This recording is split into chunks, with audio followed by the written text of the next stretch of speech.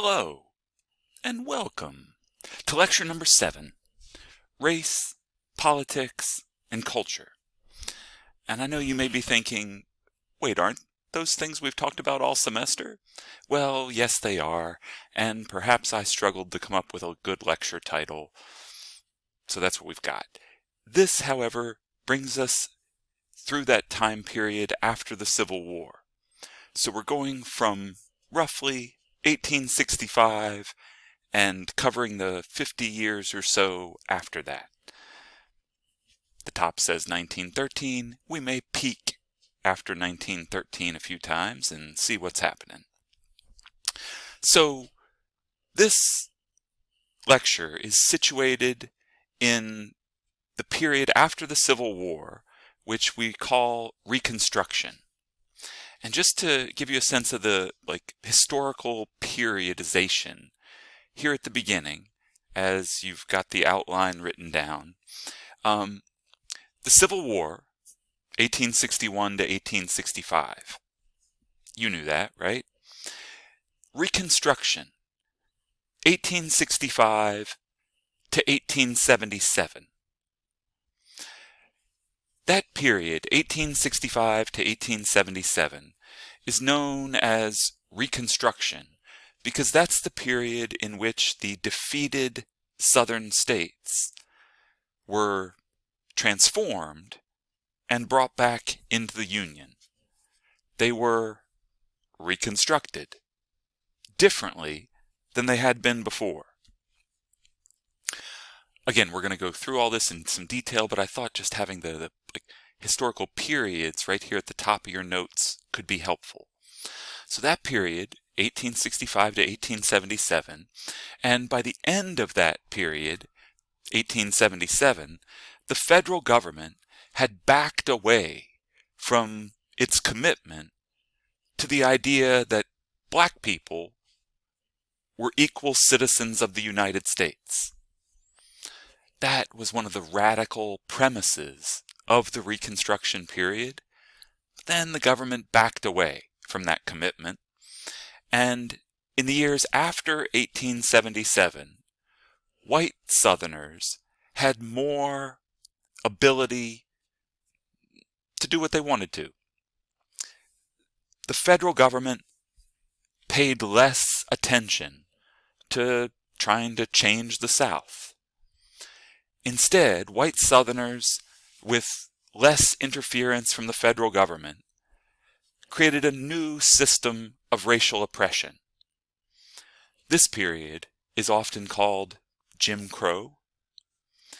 It's the period from 1877 that actually lasted up until the transformative federal laws of the 1960s.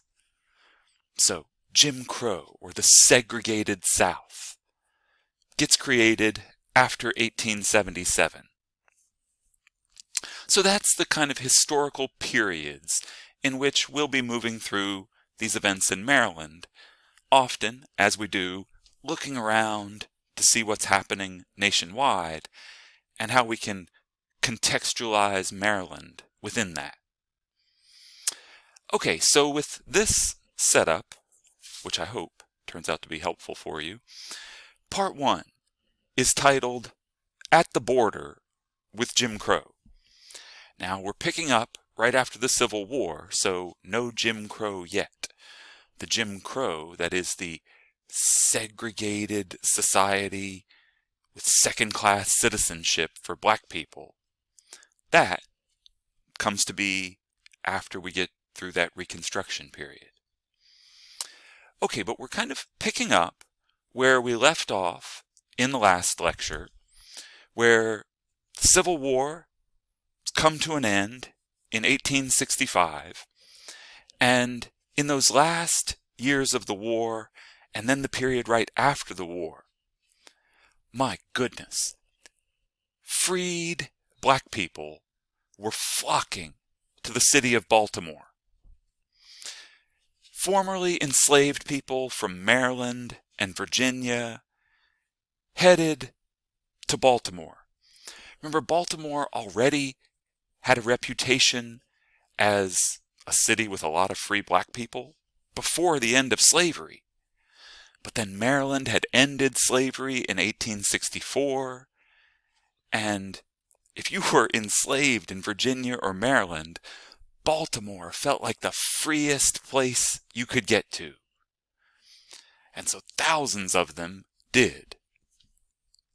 So the free black population, which now we'll refer to just as the black population, right, because everybody's free, the black population of Baltimore surged in the 1870 and 1880 censuses. So that's people, moving in the 1860s and 70s. The percentage of Baltimore that was black people increased from about 13% to about 16%. So the city became marginally blacker, if that makes sense. But that percentage increase is pretty modest because the white population of the city was surging at the same time. Immigrants continued to come to Baltimore from across Europe, especially from Ireland and German-speaking people from the continent, places that today we would just call Germany. And so while the black population was increasing, the white population was increasing as well. And that's why the percentage doesn't go up all that much. Now you'll remember that these black people who are coming into Baltimore because it's freer than the places where they've been enslaved, they were desperate for education. And I don't know if you've met the government of Maryland at this point in time, but they're not eager to provide education to black Marylanders. So, black Baltimoreans and their white allies recognized, as they did so often, that, they had to do it themselves. Like if somebody's going to provide education to these people who desperately need education, I guess it's got to be us. So, white allies and black Baltimoreans formed, yes, it's a mouthful, the Baltimore Association for the Moral and Educational Improvement of the Colored People, or as an acronym, BAFT.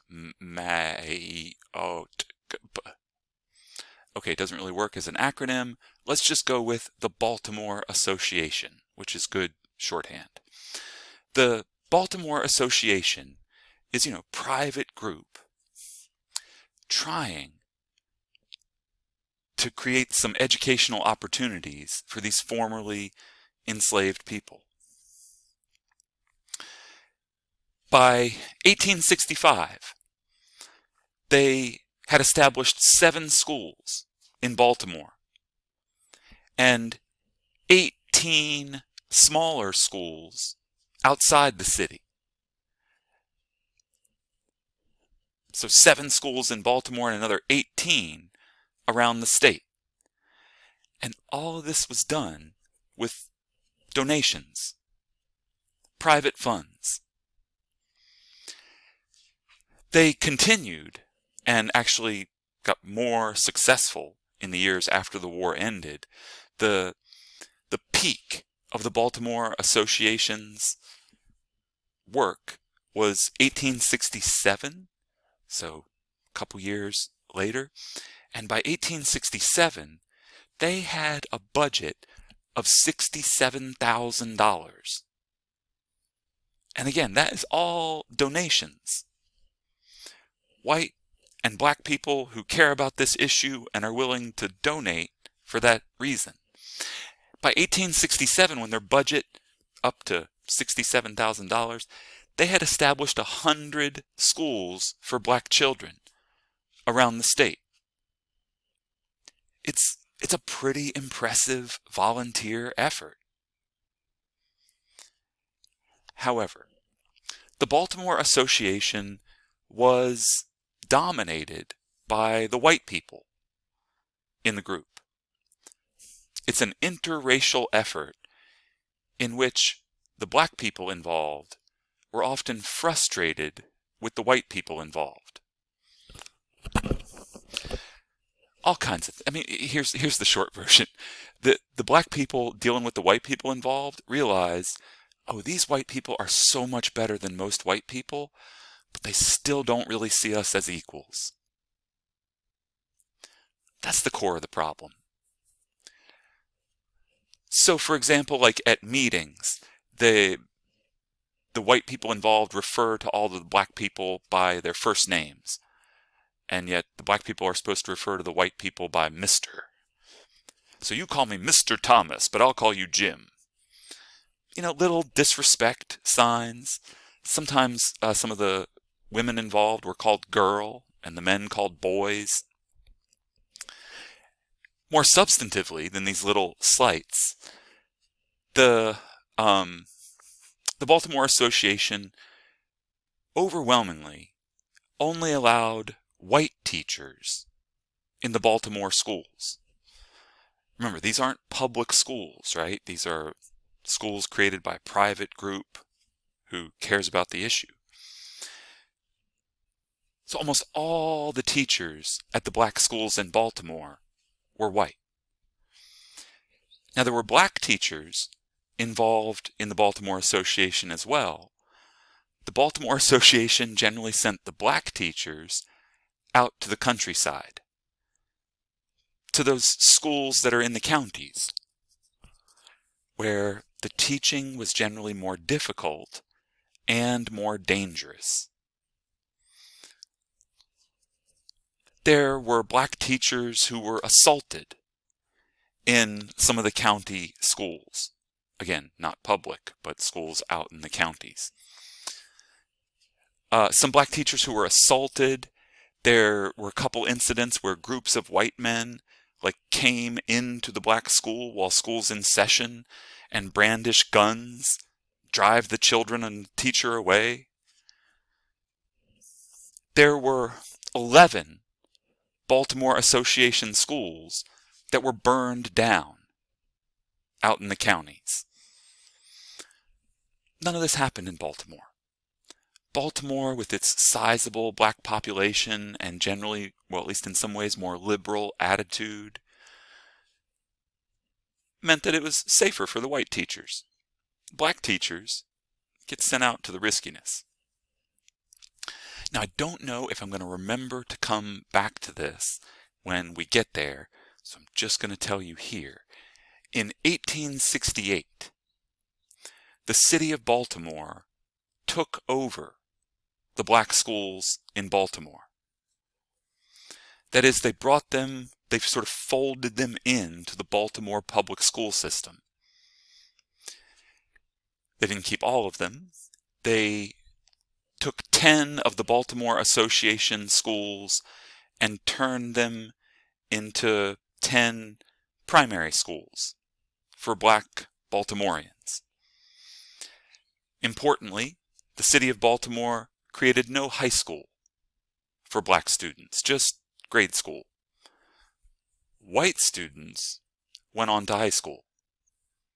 Black students, you can read, you can write a little bit, you're good. That's all you need.